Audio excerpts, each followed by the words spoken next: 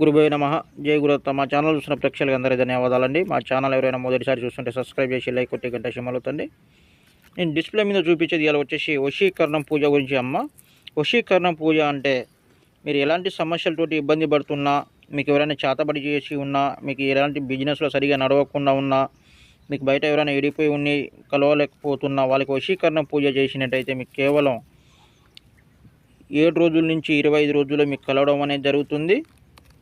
మీ ఇంటికి వచ్చి చేస్తాం, లేదంటే మా ఇంటికాడికి వచ్చి మీరు చేయించుకొని వెళ్ళొచ్చు. దీంట్లో ఎలాంటి సందేహం అనేది ఉండదు. రెండోది వచ్చేసి మరుగుమందమ్మ.